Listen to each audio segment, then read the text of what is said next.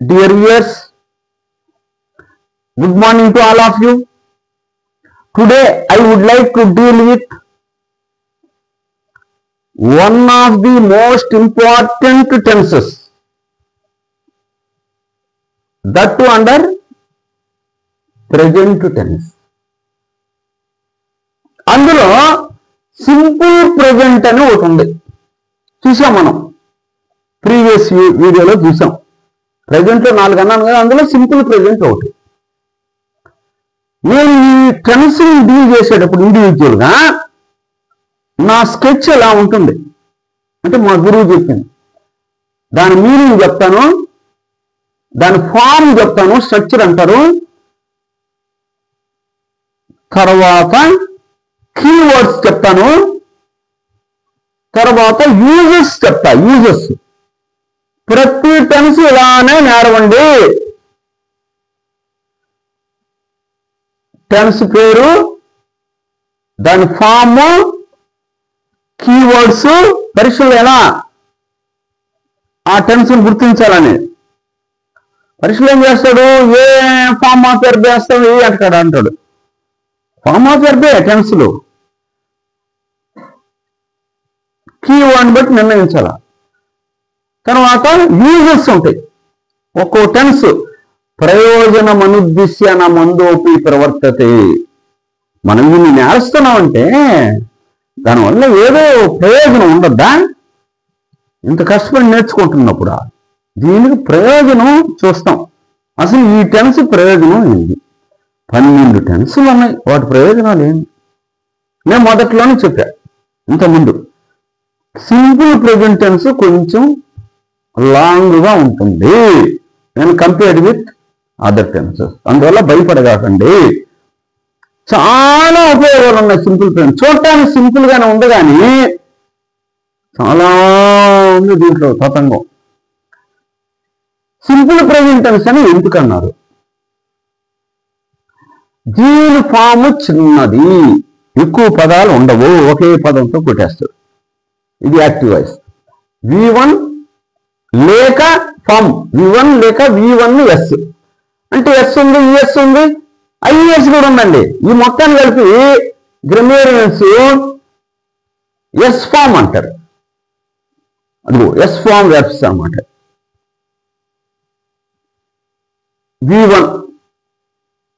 V1 అంటే speak, spoke, spoken కదా, మొదటిది స్పీక్.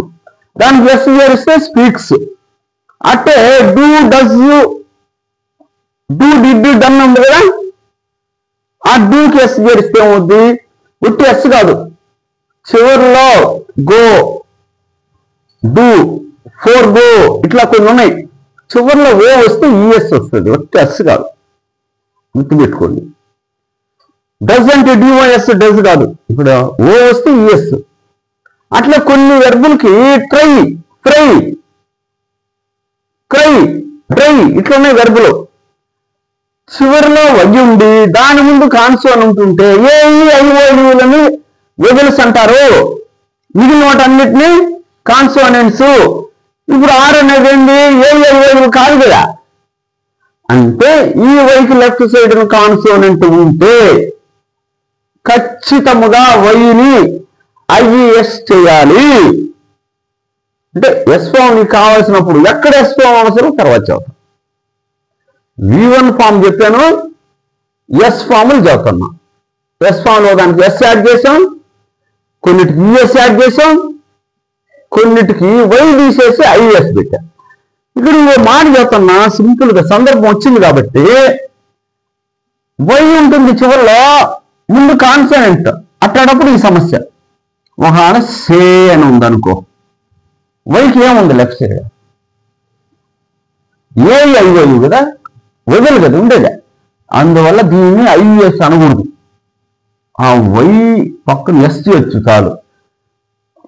దీనికి కారణం ఏంటి అని అడగచ్చు మీరు. అంటే మీరు డీప్గా వెళ్ళిపోతున్నారు కాబట్టి సబ్జెక్ట్లో చదువుతున్నాం. ఇది క్రైస్, ట్రైస్, ఫ్రైస్, డ్రైస్ ఈజీ. సే వైబీసీ కనుక ఐఎస్ పెడితే పలకటం ఈజీ, సేఈస్ అని కొంచెం ఇబ్బందిగా ఉంటుంది. అందువల్ల పలికే సౌలభ్యం కూడా కంఫర్ట్ చూసుకుంటారు. గ్రామేరియన్స్ ఏం చేస్తారంటే ఒక పదాన్ని స్పెల్లింగ్ ఇచ్చేటప్పుడు పలికే కంఫర్ట్ అంటే ముఖ్యంగా 17-18 శతాబ్దాల్లో చాలా మార్పులు చేశారని చెప్పిన నేను ఇంగ్లీష్ భాషలో. సింప్లిఫై చేసుకుంటూ వచ్చారు. చూడండి, వదిలి ముందు వచ్చిందా సింపుల్గా సే, అట్టే పే అని వచ్చింది అనుకోండి, పే చెల్లించుట. దీని ముందు కూడా వదిలేదురా, అందువల్ల ఎస్ బెట్. ఈ స్పెల్లింగ్ దోషాలు చాలా ఇంపార్టెంట్. స్పెల్లింగ్ బట్టి సెన్స్ మర్చిపోతుంది. ఇక్కడ తీసేస్తున్నది,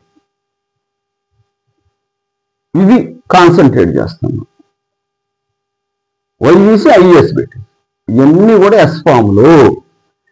ఇంకా నెక్స్ట్ V1 ఎక్కడ వాడతాం? V1 అది ఎస్ ఫామ్ ఎక్కడ?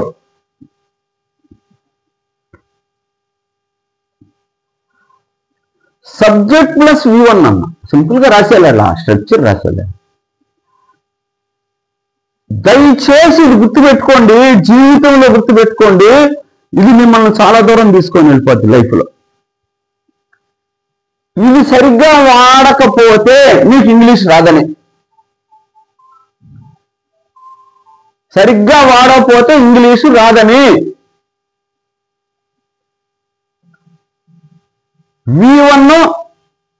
V1S తేడాలు. సబ్జెక్టు ఫస్ట్ పర్సన్ లో ఉన్నప్పుడు సింగులర్ కానీ ప్లూరల్ కానీ,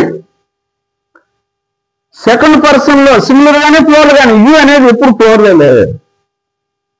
థర్డ్ పర్సన్ ప్లూరల్ లో ఉన్నప్పుడు, ప్లూరల్ నౌన్ అయినప్పుడు, ఇంకొకసారి first person singular plural. First person అంటే ఏంటి? ఐ వి.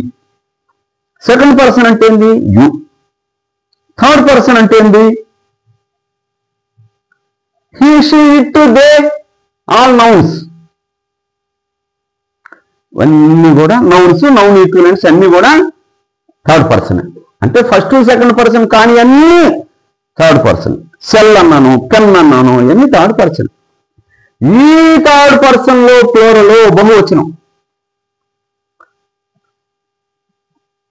ఇవన్నీ కూడా అంటే first person I we, second person you, third person plural అంటే దే కావచ్చు, లేక రామ అండ్ సీత, రామ అల్ల రామ అండ్ సీత అని కావచ్చు, అంటే నౌన్ ఎండ్తో, లేక plural noun students, teachers, books, ఇవన్నీ కూడా ప్లూరల్ నౌన్.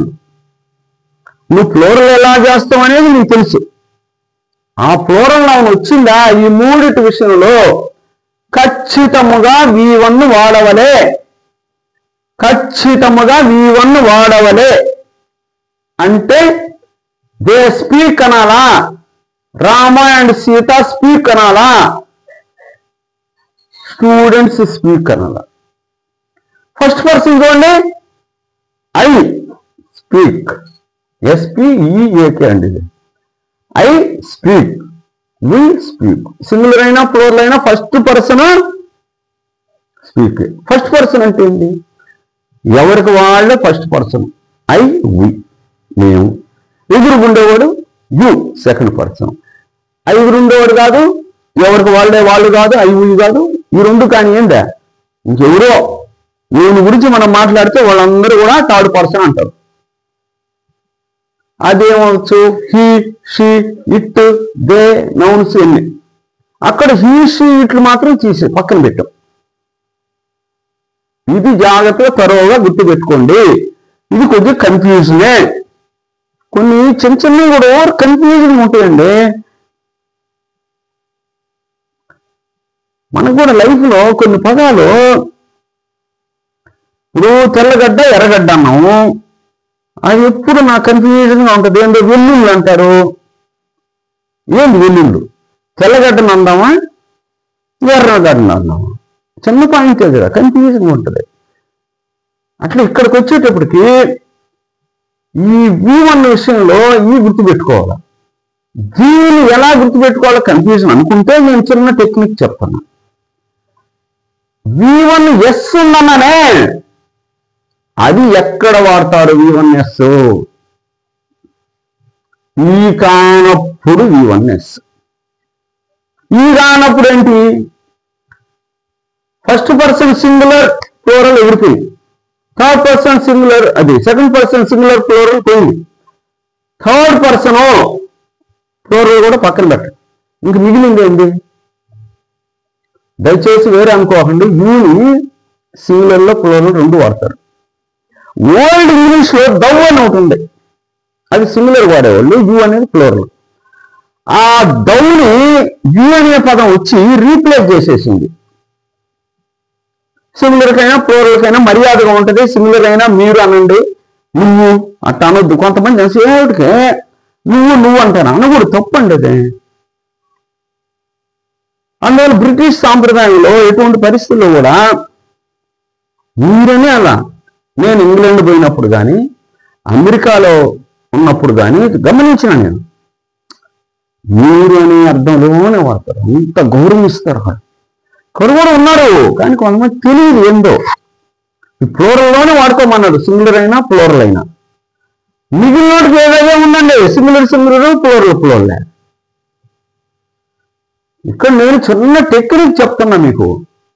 ఇవి కానివి ఏంటి? సింగులర్. ఏం సింగులరు? థర్డ్ పర్సన్ సింగులర్ వచ్చింది. ఇదిగోండి, హీ లేక షీ లేక ఇట్ సింగులర్ నౌన్. ఇంకొక్కసారి, హీ లేక షీ లేక it singular noun. Rama, Sita, A student, A teacher, అట్లా అనమాట సింగులర్ నౌన్.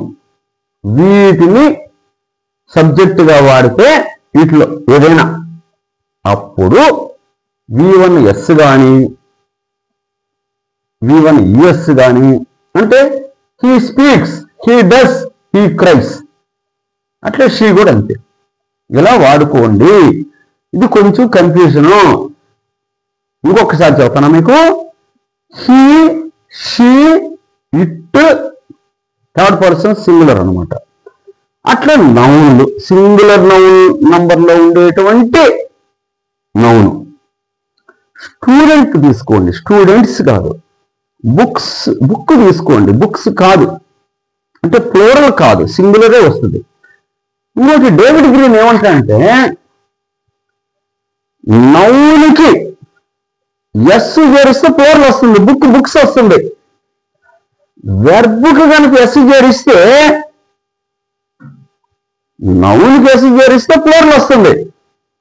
వెర్బ్కి ఎస్ చేరిస్తే ప్లూరల్ రాదు, సింగులర్ వస్తుంది. అంటే ఆపోజిట్ గుర్తు పెట్టుకో అంటాడు ఆయన, మహానుభావుడు David green. Contemporary English grammar అని రాశాడు, చాలా చక్కగా రాశాడు. ఎందుకు అంత టెక్నిక్ రాస్తున్నారు వాళ్ళు? మర్చిపోతాం అనమాట. నువ్వు చెప్పలా ఎర్రగడ్డ తెల్లగడ్డ ఆ టైప్ అనమాట. మనం మనసులో ఉంచుకోండి. నౌన్కి ఎస్ చేరిస్తే ప్లూరల్ జనరల్ గా, వెర్బ్కు ఎస్ చేస్తే ప్లూరల్ కాదు, సింగులర్. అది ఆపోజిట్ రూల్. ఈ ఎస్ అంటే ఏందా? ఎస్ కావచ్చు, ఈఎస్ కావచ్చు, ఐఎస్, మీ అవసరాన్ని బట్టి చూసుకోండి. ఇది చాలా ప్రధానమైన రూలు. ప్రతి పోటీ పరీక్షల్లో దీని మీద ఒక క్వశ్చన్ వేస్తాడు, డౌటే పర్లేదు, గుర్తుపెట్టుకోండి. ఎలా గుర్తుపెట్టుకుంటారో ఏమో మీరే ఆలోచించుకోండి. మీకు ఎవరికైనా మళ్ళీ ఎక్స్ప్లెనేషన్ కావాలంటే మీరు కామెంట్లో రాయొచ్చు, మళ్ళీ దీని మీద చెప్తాను. ఇప్పుడు అర్థమైపోయి ఉంటుంది. we speak, you speak, they speak, Rama and Sita speak, students speak. రాశాను కదా. ఇక్కడేంది? he speaks, she speaks, it speaks, Rama speaks. అంతే, అయిపోయింది. ఈ మిగిలిన మామూలు వాడుకోండి, డజా, క్రయ్యా అవి చూసుకోండి అంతే. తర్వాత ఇంకో పాయింట్, ఇక్కడికి వస్తున్నా, కీవర్డ్స్ అన్నా. నా సబ్జెక్ట్లో కీవర్డ్స్ అంటే ఎక్కువగా ఇట్లా డీల్ చేస్తారు.